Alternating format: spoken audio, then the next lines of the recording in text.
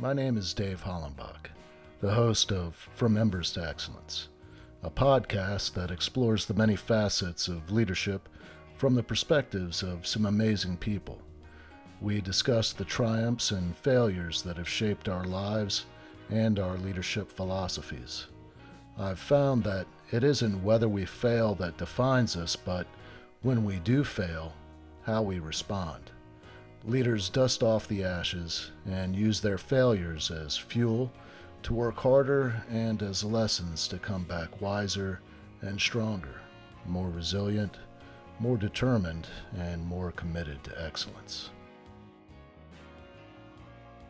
Today I'm speaking with Justin Caffrey, one of Europe's leading minds in resilience, leadership, psychological safety, and neuroscience. His work on the nervous system and the neuroscience of stress and performance has been watched over 600,000 times on YouTube with 20,000 plus subscribers. All you gotta do is just search Justin Caffrey. Prior to this phase of his life, he was a private equity investor and certified investment fund director. Today, he's got a master's in mindfulness-based interventions from the prestigious University College Dublin. His focus, what he specializes in, is neuroscience, Buddhist psychology, and Western psychology. We're going to dig into his life, what he's most passionate about, and I'm certain that we're going to learn quite a bit from him today about, well, how one can overcome, cope with, heal from the effects of PTSD, and really, hopefully, really help us develop as leaders and become more mindful with some of the tools he's going to introduce us to. So, Justin, thank you very much for coming on the show and having this conversation with me. I've really been looking forward to it. So, thank you very much. Thanks, Dave. I appreciate you inviting me, and I'm looking forward to our talk as well. Well, let's start where it all began. Where were you born and raised, and what was life like growing up for you? Sure. So I was born and raised in Dublin, in Ireland. So I grew up in a household where there were 5 kids. I was the youngest. There's a 15-year time gap between me and the other 4. So I was most definitely an afterthought, and probably a consequence of limited contraception in Ireland in the 1970s. So I arrived, and the challenges, I suppose, growing up, we didn't have a lot of money. That was pretty tough in terms of financially growing up. Things were not great, but my father's mental health was really quite challenging. So he had really chronic bouts of depression and anxiety that led to suicidal ideation, thoughts of wanting to kill himself, planning and trying to kill himself, times in a mental institution, which were quite pertinent times in my life. I was 12 going on 13, so just moving from childhood to teenage years, with large gaps when he wasn't around. There was a year, I think, between kind of 15 and 16 where he didn't even really speak at all. So we were living in the house and he didn't communicate. So that was tough. And my mom was dealing with that at the same time too. And we probably didn't have a very close relationship either. And through that period of time, and even to the point that I can remember a very specific moment when I was about 12, realizing as I was watching them, looking through bills and worrying about money, that I needed to kind of make it on my own. I think, it's one of the lessons I've learned many times in my life, but we need this sense of psychological safety. We need, as kids in households, we need to feel seen, heard, loved, unconditionally in order to feel safe. And when we have that environment, we grow into very competent, capable human beings. When we don't have that, I think two potential forks in the road come. One is, certainly in my experience with working with clients, as well as my own life, you can become this kind of high achieving, goal driven, determined individual who will push through anything and everything to get to where you want to get to. Or it could go very wrong and you end up pretty early on in trouble. Maybe that's with the cops, or with drugs or whatever. And thankfully for me, I was focused on getting out of the environment I was growing up in. I didn't want to have financial problems, and I got an opportunity to, after I finished school, to go and work in a bank in London. It was all a bit of luck, to be honest, but it meant getting out of Ireland, getting out of Dublin. This would have been about 1992, 93. Ireland was a very different place back then. Now there's not a huge difference between traveling between the UK and Ireland, or Ireland and the US. But back then we were pretty much kind of a second class European capital and country. So I got to London, and bright-eyed and bushy-tailed, and got to build a very successful career in banking at a very young age. By the time I was like 21, I was probably making $150,000. It was just a stark contrast to where I'd come from. And I probably most definitely was believing my own publicity too. So, every extra few dollars adds a bit of girth to your ego. I all of a sudden I'd morphed into this very confident, capable individual who had parked the challenges and tragedies of the past. And in particular, one of the more traumatic moments was my godmother had committed suicide, my father's sister, and that impacted me quite a bit at the time, but I buried it, and I'd really put my whole past behind me, and even to the point where I didn't even want to really identify with my former family in many ways. I wanted to just plow on ahead and forget the past, and that's a good entry point into, losing your what later on. You built this successful career, and I would imagine from the outside you had this amazing life, traveling, vacationing, building a family, and then there was a traumatic event that led you on a different path. And I was wondering if you could talk a little bit about that, and I guess, guide us along that path that led you to where you are now. Sure. I mean, if I reflect on my life, probably between 19 and 30, all I did was work.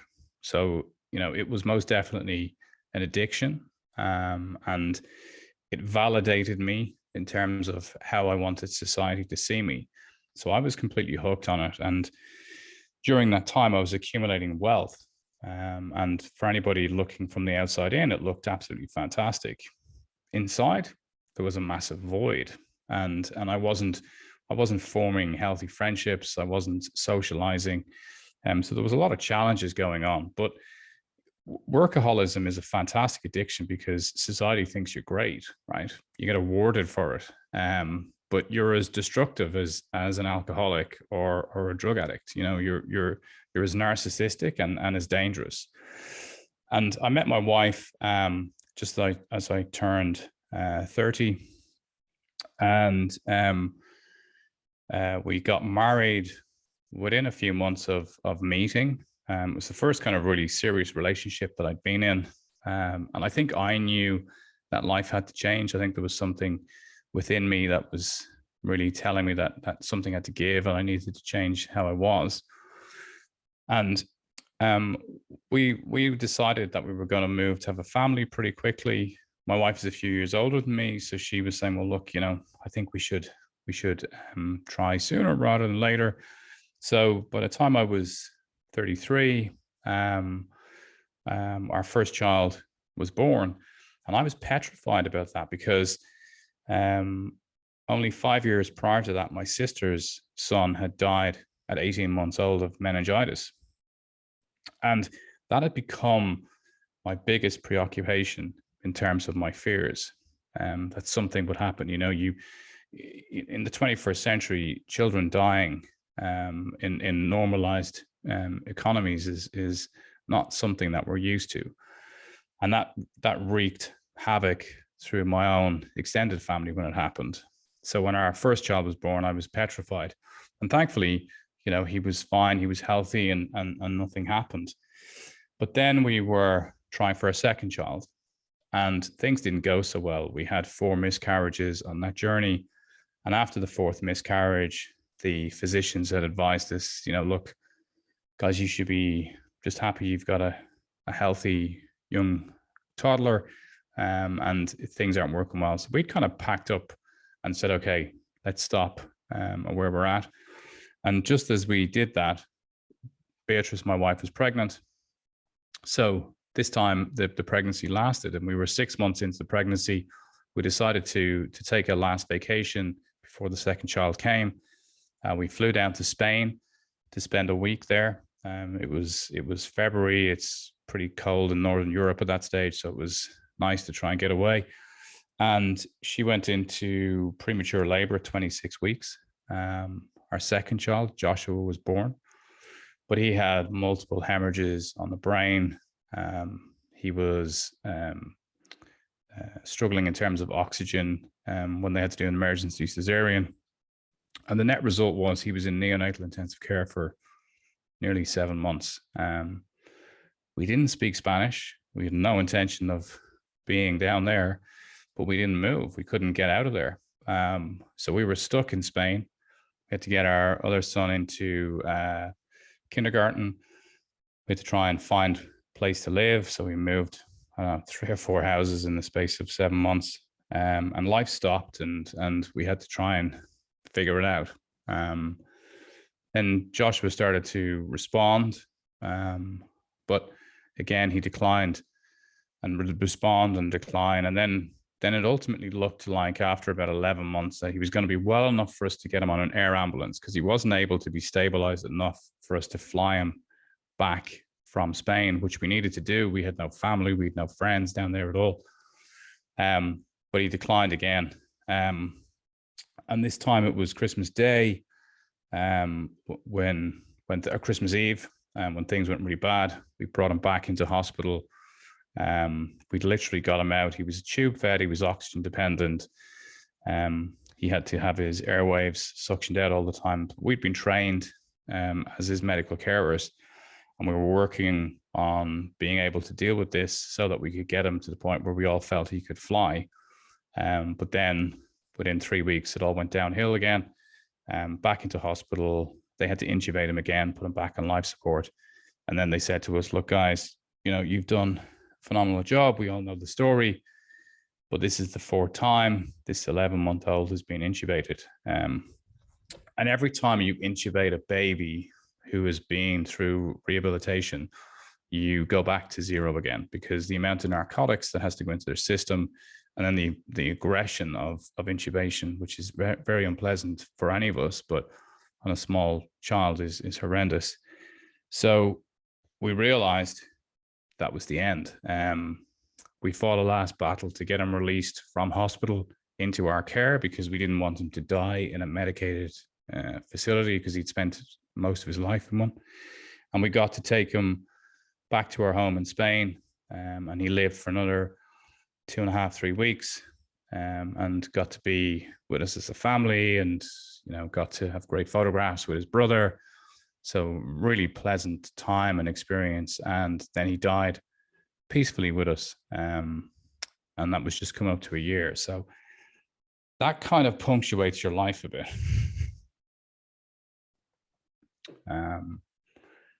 But I'd like, you know, in a very positive way. And I'd love to say that that was the turning point where I really changed my life. But within a few weeks of his funeral, I was setting up another business. I was feeding my addiction that, I didn't want to have to deal with the true nature of my emotions, and really deal with grief, because it's an unpleasant beast. So I was recruiting board directors, building a team of shareholders, setting up a business in a different country from where we were going. We were going to go back and live in Ireland. Now we've been living in the UK, but we thought we'd go back to be around family after Joshua's death. And, in the next 2 to 3 years, I was flying 150, 160 times a year. My wife, on the other hand, was walking our dog in the mountains beside where we lived, and coming to terms with the loss of our son, and allowing her body to feel the impact of grief and to process it and heal, and to surrender to it and get angry at it and come back and surrender again. And she recovered fantastically well. But 3 years afterwards, then I had a panic attack at a really important meeting. I thought I was having a heart attack or a stroke. And I measured it in terms of, my medical knowledge, which is not very strong at that time, I can tell you. And I thought, I don't think I'm going to die from this heart attack or stroke. So I can probably close this meeting. Like, I'd lost the function of my left arm, my peripheral vision had cut off completely, and my heart felt like it was going to pound out of my mouth. But as long as I kept turning and looking at whoever was talking, I could still manage to get through it. And that's the kind of lunacy that existed in my mind. But that was the turning point. It was from that point on that I went back home. I flew home. I spoke to my wife, and it's kind of like almost one of those kind of Tom and Jerry moments. She was just about to start cooking, and she had a frying pan in her hand, and she said, I'd really like to just hit you over the head with this, because you need to see sense. And so that was when I did, and I needed help. But we often don't know that we need help until we get pushed to the absolute edge. Sorry, that was a long answer, Dave. Oh, no, that was very moving. And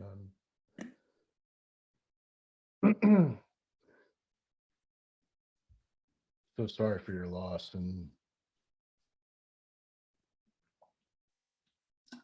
it's Thank you. It strikes me just thinking of other conversations I've had about loss and adversity and people's breaking points, and sometimes they can go in a really dark direction. And thankfully, you took steps to go in a direction that brought you some peace. And I'm curious, what kind of led you down that path as opposed to a really dark one? Well, I think I probably found the dark path first, right? Okay. The work. Yeah. By the time I had the panic attack, I was probably as good as self-medicating myself with alcohol. Not that it looked like I had a problem, but I was working again in finance. I'd have clients flying in from different countries. I was like on 180 flights a year. There was always an opportunity to have a drink and have a nice bottle of wine. It didn't have to look like it was a bottle of cheap whiskey in a brown paper bag. But I think I was definitely self-medicating. I had behaviors that were not healthy in terms of my work, my inability to be able to sit with myself. I knew there was something wrong, especially when you're taking off and landing on a plane, and they say to you, okay, the air steward says, take off your headphones, put away your electronic devices during takeoff and landing. That for me was a real trigger point, because then I used to get flashbacks of Joshua dying, and I'd get flashbacks of other things that were unpleasant in my life would really stoke extreme fear in my body, not just my mind, but it would really grab hold of me. So I knew there was a lot not right, but equally, I just thought if I ignore it for long enough, it will go away. And it really doesn't. But the turning point then was that panic attack. And I'm never kind of ceases to amaze me when people talk about panic attacks, and even when I hear parents talking about panic attacks. Oh, my son or my daughter has regular panic attacks, but they're okay. They're getting through it. This is your body's response mechanism to scream at you and say, there's something going on here that needs your immediate attention. And I'm not belittling how people parent their kids, but if you want to walk back from victims of suicide, you will find heightened anxiety, flashbacks, panic attacks, extreme fear. And we need to notice these signs in order to save people's lives. So I think the change for me came because I'd started to plan my own suicide. I'd started to really think, what is the exit strategy here? So I'd spoken to my wife, but even when I'd spoken to her, that was still formulating in my mind. I found a therapist who was a trained medical doctor and psychiatrist, who I heard interviewed on a radio show, where he'd advocated for the fact that he gave up on Western psychology and psychiatry because he'd spent too many years writing too many scripts and not seeing the results, and only seeing a need for increased meds to sustain people at whatever baseline they were just about managing. So he reverted back to some teachings that he'd received from his grandfather growing up in India. And he was a psychiatrist working in the UK and Ireland at the time. But he'd gone back to something that, he remembered 60 years ago as a child. And he built an approach around healing the nervous system, around coming to terms with your pain, being with your pain, being with your flashbacks, and extraordinarily allowing you to go close to the trauma. And as you go close to it, noticing that if you really, in your own mind, and when we do this practice with your eyes closed, and you need to do it in the safety of somebody who's trained to do it, but getting close to the trauma. And as you do that, as an example with me seeing Joshua dying, and you see it over and over again, forwards and backwards, and you keep revisiting it in a process with your eyes closed, not speaking, just immersing yourself into it, all of a sudden the intensity starts to shift. And when that intensity started to shift, then you can remember, oh, there's other things behind the trauma. Like there's actually some good things. There's some happy memories. And again, like we were talking, Dave, at the start, when we look at PTSD and ex-servicemen and women, and I've worked with some people who've seen some of the most extreme scenes that we ever want to see, and lost some people that are really close to them. But when they touch on that tragic moment, and then they can lessen that so that the body stops reliving it like it's happening now. Behind that then is the memory of the people that we lost, the good times, because there's so much more. But our neurological processes are fantastic in terms of shutting down trauma so that we can keep moving forward. But they get overloaded, and then we have to process, or unfortunately it leads to very dark outcomes if we don't. It almost sounded like you were describing like exposure therapy or even EMDR, where you sit with those traumatic events, and over time your fight or flight response becomes less and less profound, and then you are able to experience some positive memories.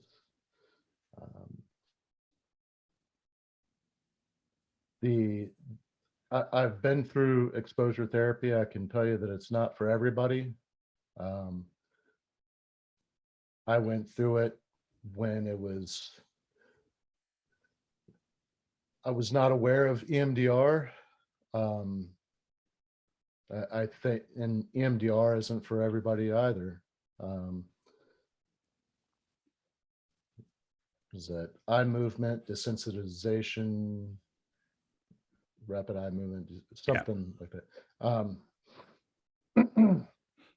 I've done both of them, and I don't know if the exposure therapy prior to going into EMDR made EMDR more effective, or if there's no way of telling now, but the exposure therapy was extremely difficult for me because you're sitting there reliving the events over and over and over again. Because you specialize in this, can you tell me maybe some of the neuroscience behind what is going on when you're sitting with those memories? Sure. I mean, one of the things that's interesting and how this process is different to standard immersion therapy, which a lot of people will be used to, is if I use my water bottle as an example, okay. Imagine we all come into the world with an empty water bottle, and that's our capacity to manage stress, anxiety, tension, trauma. And as we move through life, the water level is rising. And, some folks will check out at 85, 90 years of age, and there's still some space left. So they've never met a major mental health moment. They've never had something that's destabilized them. But for a lot of other folks, they've had stuff going on in their childhood. And it's like, stones dropping into water. It's like these traumatic events rise the water level higher and higher. So when we get to the point of feeling overwhelmed, burnt out, and unable to cope with what's happening, the water level has no space left. And at this point, it's just about to come pouring out the top. And anything that you have to do, and anybody who's been in this situation knows, like if you have enough money in your bank account and somebody hands you your phone bill or your gas bill, and they say, can you just pay this?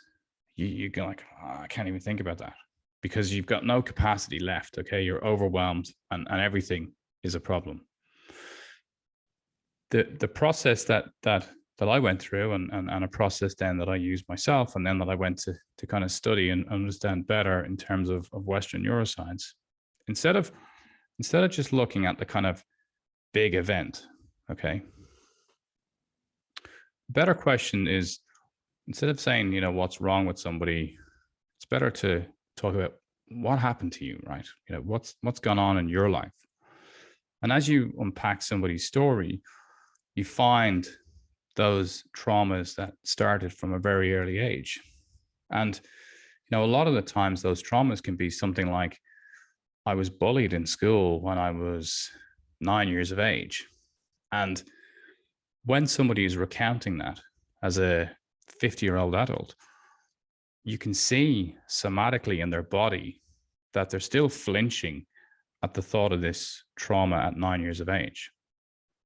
So within this bottle of water now that's up to the brim, there's a capacity to work on some smaller traumatic issues that are still traumatic. I mean, let's be fair, when it comes to bullying, what's important for us to remember is that our memory of that is experienced at 9, 10, 11 years of age. And in that timeline, all we have in terms of our safety is school, friendship, and home.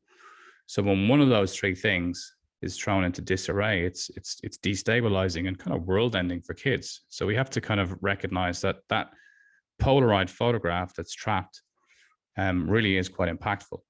So if we go and work on these smaller issues, what we start to do is we start to drop the water level. So we create space, and we'll work on this. We might work on, I had a boss when I was 15 or 16, doing a paper round or working in a bar, or and very aggressive. Maybe for female clients, they could encounter predatory males at that stage, and this is very traumatic too. So there's other typical issues that we find in those late teenage years again, and we'll work on them as traumas to remove it down. Mindful and knowing that there are some big ones that we're going to go and deal with. But if you go and start dealing with big ones before you've actually worked through the small stuff and created that space for somebody to be able to be with it, it's important. And in addition to that, we're giving people exercises to do at home.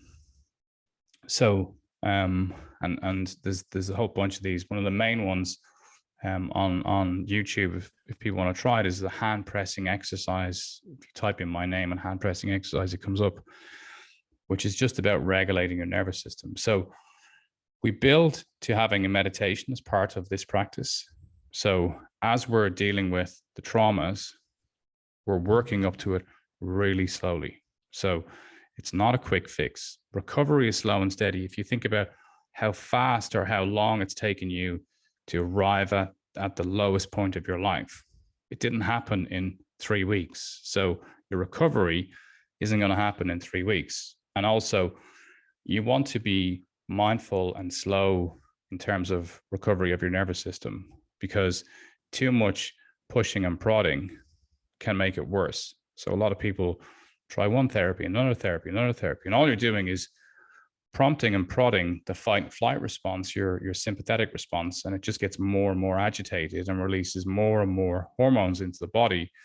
So it's feeling more fearful. So it's really important when you're working on these processes that it's not just the therapy. I always say to people, if they come and work with me and we're together for an hour, imagine I'm your tennis coach or your golf coach, right?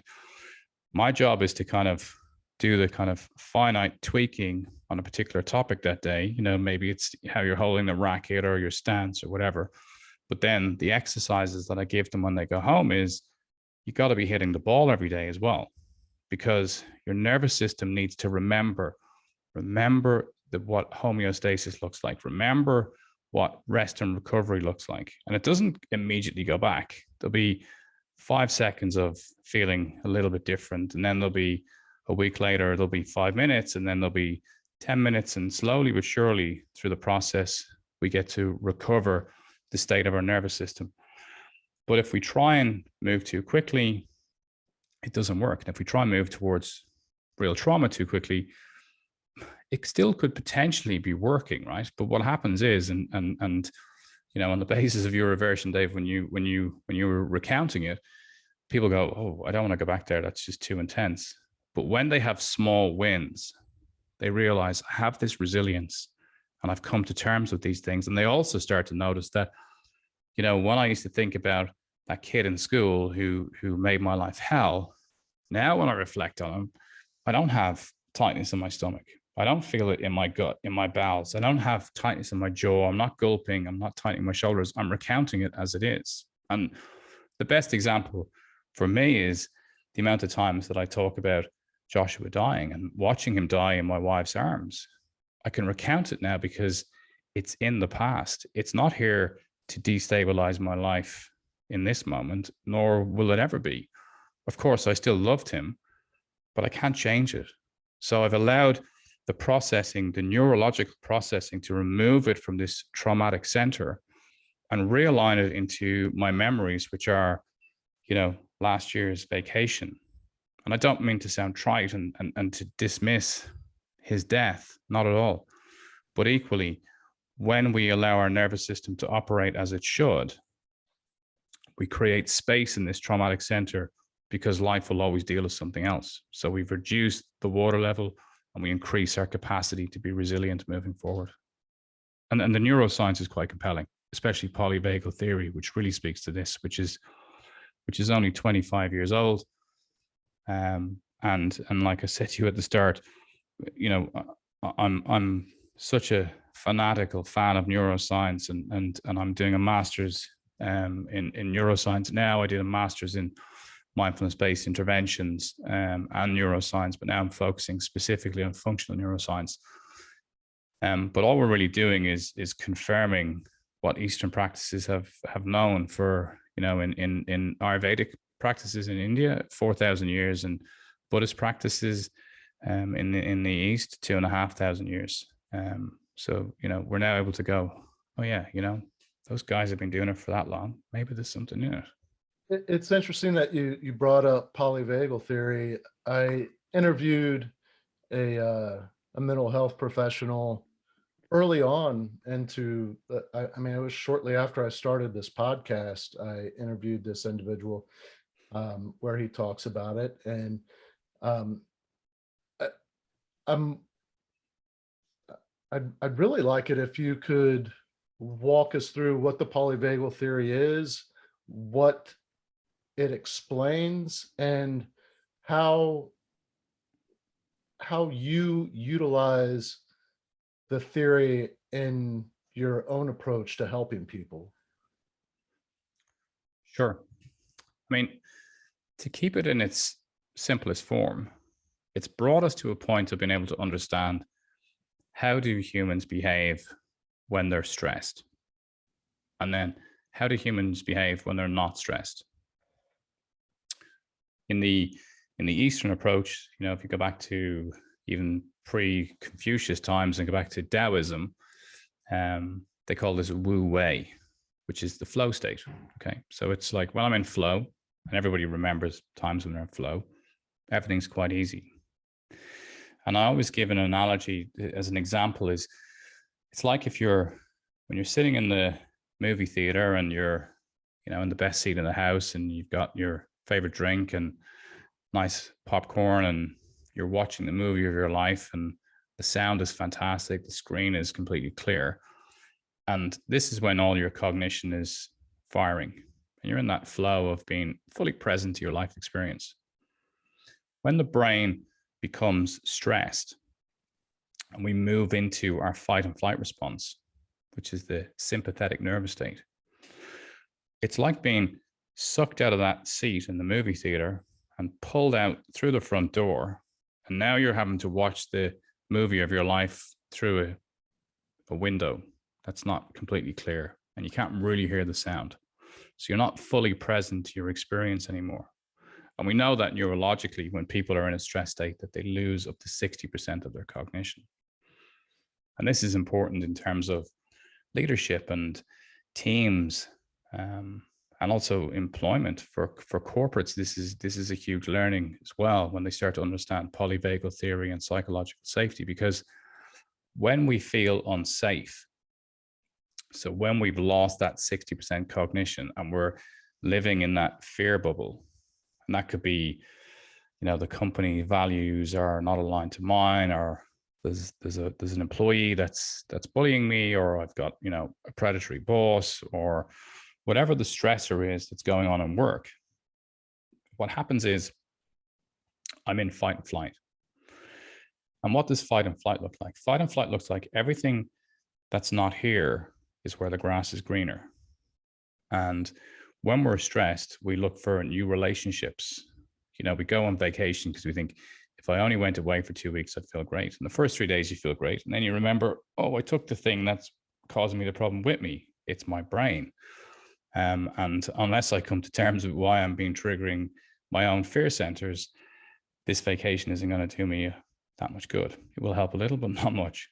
And when employees are feeling fearful, and we're in this period, as it's been referred to as the Great Resignation, it's pretty easy to recruit, because if people feel destabilized, unhappy, if corporates try and move too quickly to get everybody back in the office, and all of a sudden people don't want to be there, it triggers their fight and flight response. And when that's triggered, you just have to say anything, here's an extra little bit of cash, come over here, sure, I'm gone. Okay. But if corporates can engage with understanding of the neuroscience, polyvagal theory, and psychological safety, what happens then is people are in a tribe. And since the dawn of humanity, we need to be in tribes. And when we're in tribes, we feel safe. when the tribe separates from us, we feel unsafe. And the first thing we do is, I need another tribe. So if we can create safety and understanding of basic neuroscience, and polyvagal theories is quite explainable. I mean, I teach it in corporate workshops and seminars because it's not that complicated. We don't need to go into the huge depths of it in terms of the complexity of it. In its simplest form, when humans are stressed, they function at a much significantly lower level. They're trapped inside their amygdala, their fear center. And in that space, they're likely to make poor decisions, and they're more likely to want to be anywhere except where they are. And when they're in the other state, so they're in their favorite seat in the movie house and surround sound and fantastic screen, they're present to their experience. So they'll be way more effective employees, but equally way more effective moms and dads and brothers and sisters and husbands and friends and wives and the whole lot. What helped you find this path? Like, was it knowing that your wife was healing through walking in the mountains? Or, I mean, because I know that you went and you studied in Japan. What took you there? It was this doctor that you met that had embraced the Ayurvedic teachings. Yeah. I mean, I suppose, I think in many ways, when we're not in flow, we're constantly scrambling, and we're in all kinds of directions. When I got to the point of really kind of mapping out and planning suicide, I'd already had a conversation with Dr. Chadha, who became my mentor and teacher, and then business partner as well. But I'd got into, I'd had a conversation with him already, just to kind of a preliminary chat. And then it was a Sunday morning, and I was sitting there in my house, and I just decided that, okay, suicide is the way out. I can't cope with this anymore. The noise, the intensity of, and the intrusion of all of the critical voices in my head was just overwhelming. And I couldn't shut it up, and I wasn't sleeping properly. And I was struggling with multiple autoimmune issues as well, which is kind of typical for prolonged periods of stress and anxiety. So physically, I wasn't doing well. Mentally, I wasn't doing well. And I decided to send him a text, and I said, I just wanted to let you know that I'm planning my suicide, and I thought maybe I should reach out to you at this point. He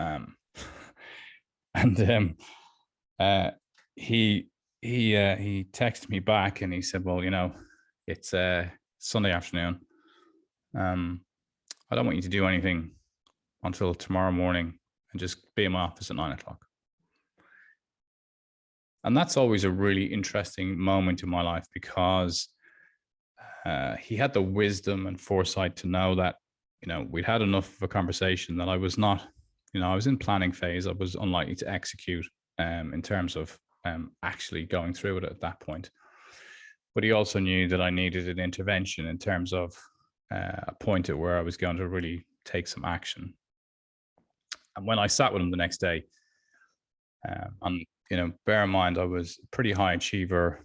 From 19 onwards, I left the banking world at 23, and I built and sold a whole bunch of companies and done a lot. And I always knew that I had this immense capacity to keep going no matter what was happening around me. And for anybody who's built businesses, you're constantly met with challenges, and it's that resilience to keep going that sets you apart from those that fall by the wayside. So I sat with him the next day, and he said to me, listen, it's really simple. If you come here when you're supposed to, if you do the exercises that I give you every day without fail, and you continue to manage those exercises, and you continue to do what I ask you to do for the rest of your life, you will not only be better, but you'll be better than you were the last time you remember feeling healthy. And to somebody who's a very driven, determined person, I just heard that and went, okay, that's easy. What do I got to do? And I became very focused on that. And that was my turning point where I knew this guy seems to have a pathway out of here. And we went and worked together for 6 months. And I felt fantastic in terms of finishing my therapy with him. And then I said to him, look, you don't really understand what you're doing in terms of how incredible this is, especially given your own experiences of the westernized approach to mental health. So I said to him, I really want to learn everything that you have to give. And I spent a couple of years working with him, studying with him. And at this stage, I was the managing director of an investment firm. My board was made up of 3 pretty hardcore lawyers and 4 accountants who had all come from top 4 backgrounds. During my time when I was struggling with my mental health, they didn't really know what was going on. And I didn't have the capacity to speak to them because, we don't feel psychologically safe in a lot of situations, and especially financial services is a huge one where you can't. And I don't agree that you can't, by the way. I think you can now, but at that stage, I didn't have the tools. So I kept it quiet. And then 2 years later, I rocked up to a board meeting and said, I'm going to resign. I'm going to sell my shares, and I'm going to work in the world of therapy and coaching. And they all thought I'd completely lost my marbles completely. And then I went on to study the neuroscience of what Dr. Chadha had achieved. And that really brought me on an interesting path where I started to do a lot of work with people on a one-to-one basis. But then I also wanted to incorporate what I knew really well too from my past, which was leadership and resilience and determination. And what was it like what is it like to be a high achiever, and what's needed? And what would it be like if we could implement the tools to sustain us? And that's kind of brought me to where I am now. But it was a long and winding road of 7 or 8 years. But definitely the most important thing is the absolute desire and willingness to want to change. There's people who've worked with me. I'd say 25% of people who've come to work with me last 1 or 2 sessions, and then they go away, and then some of them come back a few years later. But in the Eastern approach, and when I spent my time in Japan with the Yamabushi, which are a tribe of ascetic monks from the samurai lineage, one of the best things that I learned there was when the student is ready, and so too is the teacher. So people who want to make change have to make that decision unequivocally for themselves. Nobody else is coming to save you. You have to show up for that work. And then if you're thankfully in a good place and you've got somebody who can help you, then you can start. But the critical moment is you realizing this is a junction between the life that I'm not enjoying and the one that I would like to be in. There's so many things. I feel like we could talk all day long.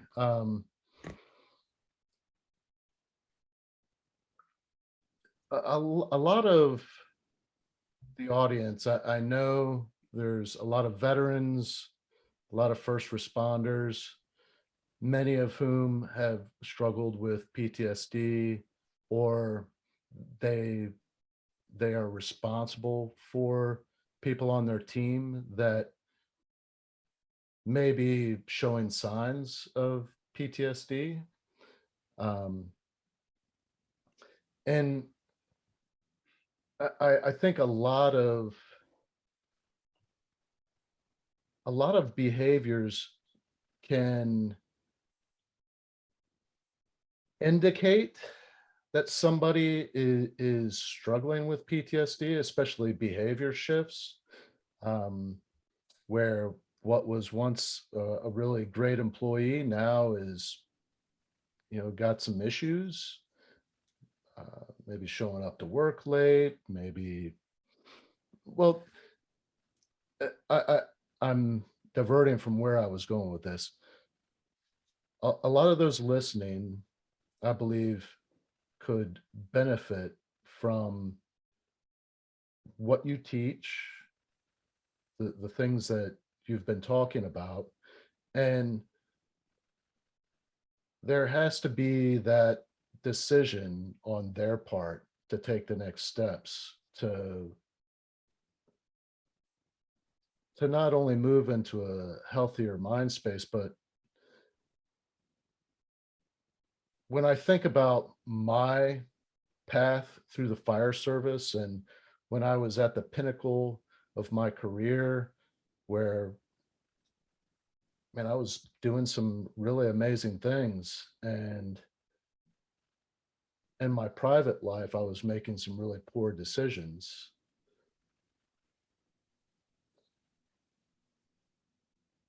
That piece of self-leadership to recognize that you're in a place where you need to get some help is critical. If you can't lead yourself, I can guarantee you that you can't effectively lead the people that you're charged with leading. So for those of you listening that are in leadership positions, take the steps to become the leader that you know that you're capable of being. And, take some time for yourself to heal from whatever. And then not only veterans and first responders, but we were talking before we started recording about the ACE study. There's such a high percentage of people out there that have had traumatic childhood events that have just stuffed that down. And they're living their life and they have some issues, but they're not really addressing those rocks in the bottom of the water bottle. And to feel like nobody would understand, I think more people out there have had similar experiences than those who haven't. Yeah, I agree. I think just one point on what you say, and I think what's important to understand is that the solution is less. So that's critical, right? The solution is doing less in order to accomplish more with your health. So if you're feeling overwhelmed and stressed, you got to take time out. You got to step away from it. You got to be reflective. There's lots of good resources, mindfulness-based stress reduction, which I know the U.S. military have brought into veterans, and they have it in active service as well, and it's also in first responders in the U.S. as well. It's a fantastic course if you can get on it. It's 8 weeks. Most people who lead these courses will also offer places for those people who can't afford the fees. So that's a great point of reference to start from. But doing less to accomplish more, slowing down. I was talking to a client this morning and we're having this exact conversation. And she had been through, a very stressful life growing up, difficult childhood, then became this high achieving individual who was, running in university, came to university in the UK from Eastern Europe, didn't even speak English. So at one hand, she was trying to do her degree, and another time she was attending English classes, and then she was also holding down a job, and she was burning her nervous system out. And then she got a job and had a career and very successful, burning, and depleting herself and struggling with autoimmune. And then had a child and had a traumatic experience in the first year and a half of her daughter being born, and has come to work with me. And the big thing that I'm helping her with is to slow down, is to realize, build an awareness of the fact that all this time when I've been high achieving, I've been really antagonizing my nervous system and pushing it to an extreme. And the way that I need to heal it, because remember, mental health can often be pinned down to an inflammation in terms of our nervous system. We know this when we look at the studies of the vagus nerve. So healing inflammation is about slowing down. And I said to her today, she was still doing a bunch of stuff. And I said to her, if you broke your leg, I think this was the example. She's struggling at the moment because she's got a frantic morning. Okay. She's got to get her kid ready for school, and that's all chaos in the morning. And I said to her, well, you just need to get more organized in the evening so that you don't have that chaos in the morning. Don't bring stress into your life when you don't need it. And that's critical for anybody who's coming to this point. Minimize stress, remove yourself from people that are problematic in situations wherever you can. Because I said to her, if you had a broken leg, you wouldn't wake up every day and hit it with a baseball bat. And that's what we have to learn about our mental health. Just because you have now identified it, the next big thing is to remove as much challenges around it as possible, and to heal and to slow down and do less so that you can accomplish more with your health. And that's the key philosophy from Eastern practice. Justin, I can't thank you enough for taking the time to share all that you've shared with us. And I'm wondering, is there anything that we didn't touch on that you feel is important that we leave the listeners with? I think the most important thing is to speak. And whatever you have in your mind that makes you feel like you're different to everybody else, you're not. And so many other people are feeling the same way that you are, and they're also not being able to speak about it. So if you can speak to somebody about it, a friend, a colleague, a loved one, start communicating if you can. And even if you're feeling overwhelmed and anxious, simple little exercises like write down everything that you're worried about right now, and then separate them into things that I have influence and control over and things that I can't control.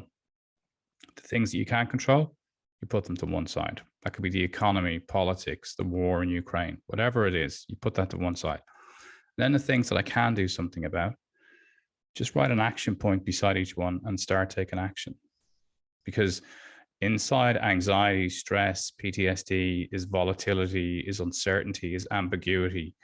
And that just feeds more anxiety. So speaking to somebody changes it. Writing it down and finding little ways for you to take baby steps to take action will help you feel a bit better too. But most importantly, don't be alone. Speak to somebody. Everybody needs time to be heard and seen. And that's critical when we're dealing with veterans, first responders, or just society at large. We just need to be kind and to help people. They've been through a lot. Let's not judge what they've been through. Let's just meet them where they are and try and help. Thank you very much, Justin. For those listening, what is the best way to connect with you or to follow you? Is the best way YouTube, or do you have a website? Yeah, you can get me on YouTube. You'll find like a whole bunch of content over there that's free. Lots of guided meditations, which are looking at the kind of neuroscience of what we're talking about, but building in those Eastern practices. So you can use that. Some great exercises to help you shift some of the more challenging physical aspects of stress in the body. If you want to reach out to me, we're actually just putting a website live on the corporate stuff, which is yourbottomline.com, which is really focusing on helping corporates understand the importance of psychological safety and neuroscience. Or you can read more about me on justincaffrey.com if you want to get more background on me personally and my story. But yeah, thanks, Dave. I really appreciate the time, and I know it's really impactful because I know your audience and what a lot of them have been through. So it's great to be able to share some resources and hopefully help a few folks. I'll have links to your YouTube channel and your website in the show notes. So for those listening, you can just go to the show notes, click on the link, and learn more about Justin and what he's doing, and watch some awesome videos that can help you calm your nervous system. So, thank you very much, Justin. Thanks, Dave. Thank you for listening to this episode of From Embers to Excellence. Please like and subscribe to my YouTube channel. follow me on your favorite podcast platform, and visit hollenbachleadership.com for additional content. My goal is and always will be to add value to as many people as possible. So if I can be of any assistance to you or someone you know, please connect with me via email or on one of my social media accounts, linked on the homepage of my website. Remember, our failures don't define us unless we let them, and the only true measure of a leader is the success of their team.